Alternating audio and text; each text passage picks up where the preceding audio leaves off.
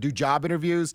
You and I are kind of on the same page. I would prefer them to do it. I would assume you would prefer that as well, especially with you being in the building there. But to me, it's not the end of the world. These guys are top 10, 15 draft picks, depending on where Jeanty ends up.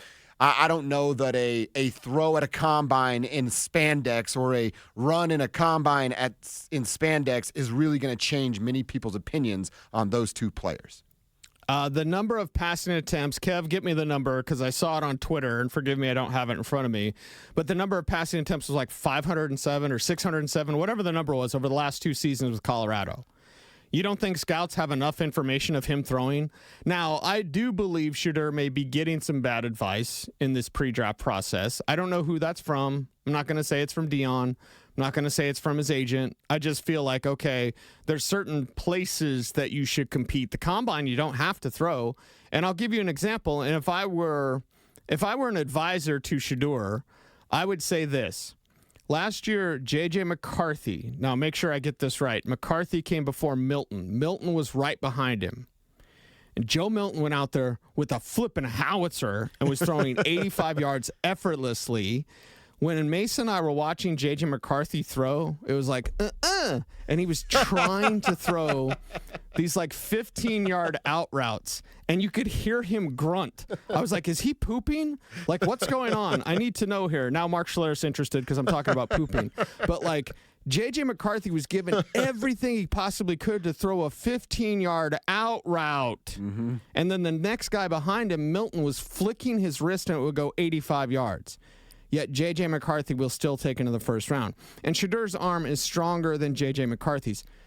J.J. McCarthy's arm isn't that strong, but it's still pro enough. And he's a first-round pick, whatever. Hopefully has great success in Minnesota. I really like J.J. McCarthy, but I had a second-round grade on him. Well, I have a first-round grade on Shedeur. He's the number 1 passer in this class. He's not the number 1 tools guy. If I wanted number 1 tools guy, I would go Cam Ward, and it would be easy. He's more athletic. He's a better runner. He's got a stronger arm. It's more of an effortless release. If I look at Shedeur, it's the pass placement, it's the accuracy, it's the knowledge upstairs that he possesses in working his time going against defenses at the collegiate level and then shredding them up. So there's plenty of film out there, and I wouldn't worry about who's behind you because, again, it went McCarthy and then it went Milton just a year ago, and Milton absolutely just embarrassed. It was an embarrassing day for J.J. McCarthy. Mm-hmm. It didn't hurt his draft stock at all. Well, let's stay on that for a second because you said something that piqued my interest. All right, Cam Ward has all of those things, that 5-tool player, if you will. But Shedeur has the accuracy. What's the one thing that we talk about when it comes to collegiate quarterbacks taking their skill set and it translating immediately to the NFL level? It's those passing windows, is it not? I mean, everybody has an arm, Cecil. It's not like maybe Shedeur's arm isn't as strong as Cam Ward's, but it's not like he has this little weakling arm where it's the By the way, when you said that, I knew the exact throwing motion that you were doing in that time.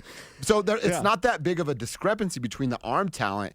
Man, if I were evaluating these guys and I were a scout or I was somebody in your position, Cecil, I think accuracy might trump all of those things that Cam Ward has.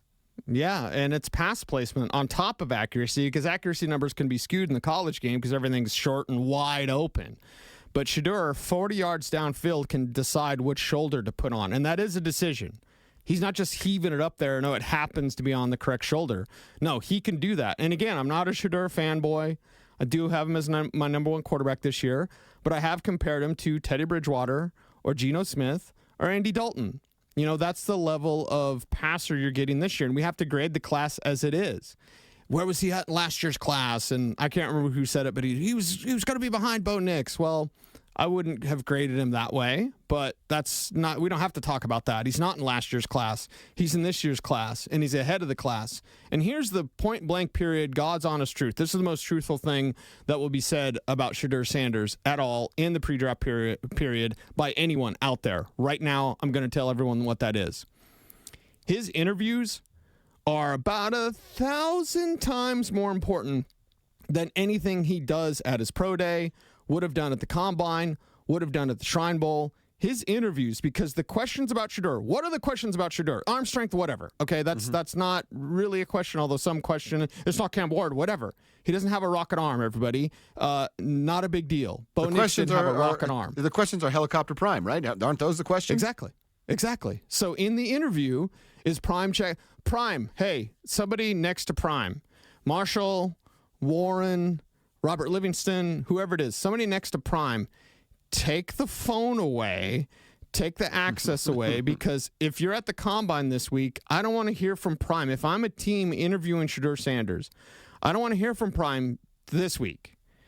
Maybe a private workout, something like that, whatever. But in this week, let this week be Shedeur's, because when he sits down with NFL teams, that is way more important to his draft stock than any sort of throwing. You know how he'd look when I've seen the future, right? And whether or not I'll be at CU's Pro Day this year, I'm not sure. I will, I'll try to go. It might be during our show, but whatever. What's that, special invite only?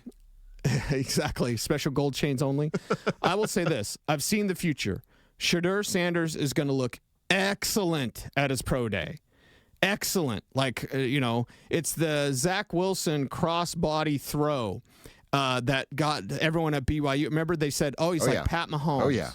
I did not have Zach Wilson graded that way. And again, I have misses. Paxton Lynch, speaking of misses, had an exceptional Pro Day. Tim Tebow, I talked to my buddy Charlie Bernstein, who was down there, used to work for ESPN Florida. It stopped raining when Tebow came on the field. No cap, as the kids would say. So it was like a little bit of a drizzle. They're like, are they going to even have the Pro Day? And then Timmy runs out. It's like, God, if you're listening. What? Skies opened up. It stopped raining. Tebow had his shirt off. He was throwing the ball. It was incredible. It was magical. Pro Days are just a movie set. That's all they are. So really.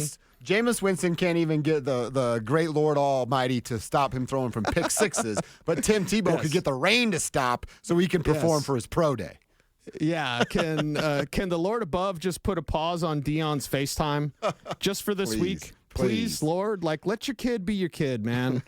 Let him grow up. Let him, he's going to be somebody else's now. Mm-hmm. And that's just the way it goes. And as an older father, I can tell you, as a father, that's rough when you got to let your kids go. You grow them up, and then you let them go, and they're on their own adventures. Dion, it's time to let go, man. Don't be FaceTiming Shedeur when he's in meetings with these teams. He's going to be so exhausted just from the meetings this week. It is hell week for these prospects. Don't think of it in any other way. It's absolute hell week because they're poked and prodded by 32 different teams. It's not one medical check. Right. It's 32 medical checks. It's not one interview. It's 32, and not every team is going to interview Shedeur because not every team needs a quarterback. Is it real quick to the medical stuff? So does the league have their, NFL doctors are doing tests and then they share results, or is it independent team doctors so all 32 get a chance to poke and prod, as you said? Team. Wow. Every single team. That's just because nobody trusts each other? At you. It's because they want their own information. They want it in-house. They want it to be kept private. It's the secrecy, the clandestine nature of the NFL comes out in a big way during this week, during the Combine, because there's stuff I'm going to learn this week. Some of it I won't be able to say. Some of it I will. But that's just me. Some slappy with team sources. Within the teams, within 32 NFL teams, it's, KGB, CIA stuff. Yeah. They are keeping secrets. So, yeah, it's not only 32. We're thinking like medical exams, like you and I get a physical, like turn your head and cough, that type of stuff. Yeah. There might be a little bit of that going on. But also, if you hurt your knee, guess what's happening to your knee? They're twisting it. They're turning it. Mm-hmm. They're looking at it. They're examining it. Like they are kind of roughing you up a little bit from that set. Maybe, hopefully not when you turn your head and cough. Don't rough it up then. Be careful with those jewels down there. But anyway, I look at it as a situation where these players go through a little bit of hell, but it's Shedeur Sanders' interview. I want to know how he interviews more than I know how he throws, because I know when he throws, it's excellent. Yeah, you know what you do with that information that you can't share? You share it with me, and then all of a sudden, @Northglenn guy on Twitter has all kinds of information. Just some random account, Well, watch @Northglenn guy, because there's a player that really wants to play with Bo Nix, and hopefully you and I get to talk about that someday. That's going to be a game changer for us. It would be awesome. Hey, Cecil, at this point, I know it's just an inside joke for us, but if it doesn't happen, I'm still trying to party, bro. You know what I'm saying? So let's at least make a hang sesh happen. Oh, yeah. I got a picture I'll share of this guy having some fun working out. So, all right. Yeah, it's cool. Can't wait to see that. I want to keep this going because